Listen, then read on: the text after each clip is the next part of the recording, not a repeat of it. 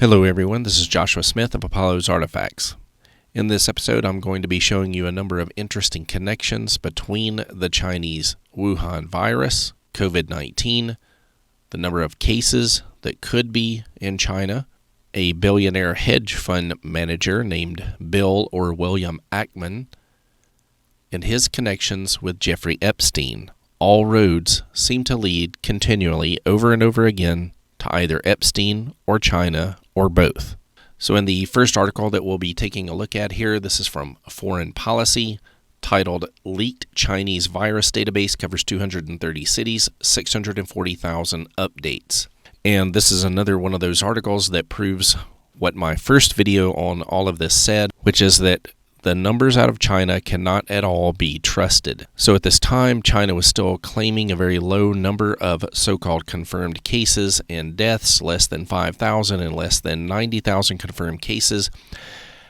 However, there was a school that seemingly accidentally published a data tracker, and there was another source that leaked this information to Foreign Policy, where they are reporting that there are far, far more cases in China of coronavirus than they have previously admitted. I personally don't find anything at all shocking about this, but what I do find shocking is that the Dr. Fauci, continues to praise President Xi Jinping, the dictator of China, on their so-called openness and transparency, which of course they are neither. But among the disturbing aspects of this is the fact that the Chinese continually involve their military with their efforts to deal with the virus. Now, one of the comical and unfortunate things is that medical researchers, as it says down here further in the article, did not begin to express skepticism until mid-April about the Chinese numbers. But as soon as I looked at them, as soon as they were publicly available, I knew they could not possibly be true. And anyone with any common sense whatsoever also knew that they could not be true. So let's move from there to this BBC article, Coronavirus, Why China's Claims of Success Raise Eyebrows. This is from early April. And this simply points up the same thing that I've been talking about before. China has reported no new deaths, and they were praised for this, although people who actually were able to think about the situation knew this couldn't possibly be the case. They had to be lying, and they are lying repeatedly. But who else do we see praising them? Not only Dr. Fauci, the Director General of the WHO, which is totally controlled by China, Dr. Tedros Adhanom. Now, Dr. Tedros, of course, is not even a medical doctor. As I pointed out in an earlier episode, he is the first leader of the WHO to not be an actual physician. In an episode that I will be creating later on, I'm going to show how he is a member of a terrorist organization, and indeed was involved in some very nefarious actions in his home country. But I am surprised here that the BBC actually covers some of the aspects of how China has been concealing the truth from the world. Here they mention an early cover-up, and they actually talk about some of the whistleblowers who were silenced, aka actually disappeared, and some were even killed. We've also seen a similar phenomenon out of Russia, where there have been a number of doctors that have supposedly, quote, fallen out of windows at various hospitals. Most people, of course, are easily able to figure out that these are doctors who are whistleblowers who have been thrown out of windows.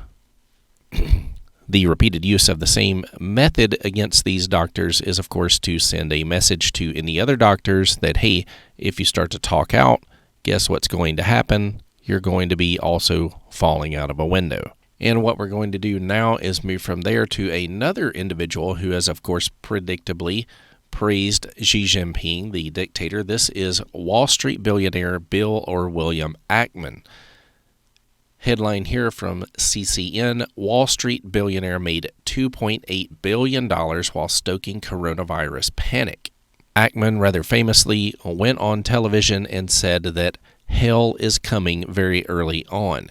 He did this in order to encourage the tanking of the stock market, which he, of course, had already predicted was going to take place, so he put in a number of put options. These are, of course, bets that the stock market will crash, so that he would then later make lots and lots of money. And here it points out that he had early on bought $27 million in bets against the market, i.e. betting that the market would crumble, and then he made back almost $3 billion. And here I will play a sample of this as to how he stoked the fears. Hell is coming, okay? And I felt, it's really, I've never had this experience before in my life. The closest I had was the financial crisis where I'm saying, things are coming, bad stuff's coming. But this was a feeling like I've never had, like there's a tsunami coming, right? And you can hear him put the fake quiver in his voice, trying to show people that he was super concerned, where he already knew that he was going to make a buttload of money no matter what happened. And here you can even see a tweet that he sent out to the President of the United States calling for a complete shutdown of the entire nation for 30 full days. Of course, to also promise here that trillions of government dollars would be spent, which oddly enough ended up being exactly what took place. And if you somehow actually recall this man's name, you may recall how he is connected with Jeffrey Epstein in an interesting way. Here from Axios, here's an earlier article. Hedge fund manager told Joy Ito to keep his wife's name out of Jeffrey Epstein's saga. That's right, Bill Ackman's wife has direct connections with Jeffrey Epstein. Here the article begins. In newly revealed emails, hedge fund manager Bill Ackman urged former MIT Media Lab director Joy Ito to avoid naming his wife, MIT professor Neri Oxman, when discussing Jeffrey Epstein. In 2017, Oxman produced a gift for Epstein after he donated $125,000 to her lab.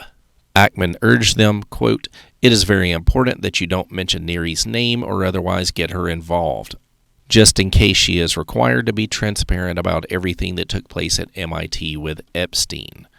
And here they point out that Epstein made at least $7.5 million in donations anonymously or circuitously through the MIT Media Lab, which of course connected him with several other billionaires, including Bill Gates. Bill Gates, who of course also, like Bill Ackman, who has praised Xi Jinping, the dictator of China's response to coronavirus.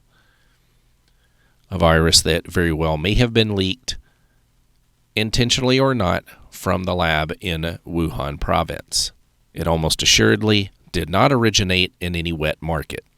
And I move from there to another interesting article from the New York Post. MIT once gifted Jeffrey Epstein with bizarre giant marble. And this involves the same professor, the wife of Bill Ackman, Neri Oxman. Professor Neri Oxman tapped to court Epstein, presented the grapefruit-sized 3D printed marble with a lighted base as a thank you to the predator perv who gave Oxman's design lab $125,000, the Boston Globe reported. Disgraced former MIT Media Lab director Joy Ito asked her and other professors to solicit donations from Epstein and write the convicted pedophile thank you notes. She was also invited to dine with him on several occasions, requests which she said she declined. However, of course, we don't know that that actually took place. Neri Oxman was later forced to acknowledge her role in MIT's relationship with Epstein. In a statement to the Globe, quote, "I regret having received funds from Epstein and deeply apologize to my students for their inadvertent involvement in this mess. The students don't have involvement, but you do." Here's a look at Neri Oxman's Wikipedia page where it shows indeed that her spouse is Bill Ackman, just for confirmation.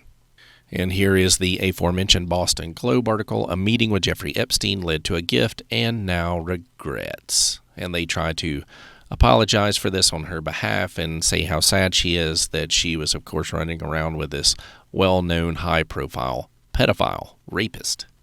Here's another article about those like Bill Ackman who likewise profited from the plunge of the stock markets. And at the bottom of the article, he admits here by selling the hedge, we generated $2.6 billion of proceeds. Here is another interview that he did where he was urging the complete shutdown of the nation and the loss of millions upon millions of jobs. But it's not enough.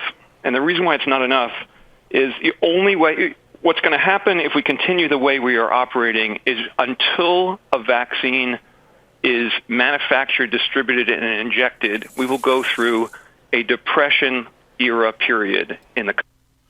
So there he predicts a depression, and also that what must happen is that vaccines have to be produced and they have to be injected. Later on in this interview, he goes on to praise the Chinese dictator Xi Jinping, and he also suggests that President Trump rolled out the military to make sure everyone stays in their homes, and of course later on take the vaccine. Country, and millions of people will die around the globe, and as many as 1 million Americans are going to die. And there he falsely predicts, based on the false models that we've all seen, that somewhere around 1 million Americans will die. Of course, as of right now, as I record this, the figures are still under 100,000. And here he goes on to call for a global effort to shut down basically the entire planet. Singapore's handled this. But you need a global effort where every country in the world at the same time says, for the next 30 days, it's basically spend time with your family. My Twitter feed, last time I tweeted was probably a couple of years ago. Yeah. See how he keeps quivering his voice as he calls for the entire planet to be shut down. Of course, this would guarantee that his earlier put options that he put in back in February before this Hell is Coming interview would indeed pay off big time for him. Completely despicable behavior, if you ask me. And finally, I would like to wrap up this episode by recommending a book. This is China RX, Exposing the Risks of America's Dependence on China for Medicine. And this lady, the author Rosemary Gibson, was actually covering this far before anyone else even thought of it being a problem. The hardcover version was published, as you can see here, April 17, 2018. Here, I'll just read a short excerpt here about the book. Millions of Americans are taking prescription drugs made in China and don't know it, and pharmaceutical companies are not eager to tell them. This is a disturbing, well-researched wake-up call for improving the current system of drug supply and manufacturing. Several decades ago, penicillin, vitamin C, and many other prescription and over-the-counter products were manufactured in the United States.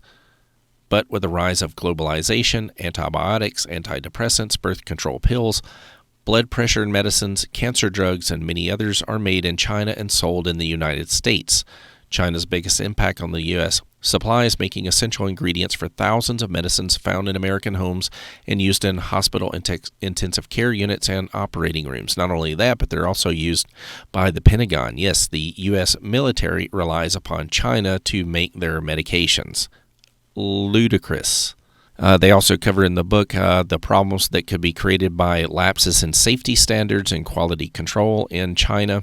And these are things that, of course, have happened before, with metal shavings being in some of the products, with the wrong products being in the bottles that were purchased, with other things, problems with baby formulas, and so on. And there's absolutely no way whatsoever for the FDA to be able to look into this because they have no other products for these things to be compared to. So even if they look at the shipments that come in from China, basically they've ended up rubber stamping it all. So we are in big, big trouble until this supply chain issue has been resolved. If you enjoyed this episode, please be sure to like, subscribe, and share. Thank you.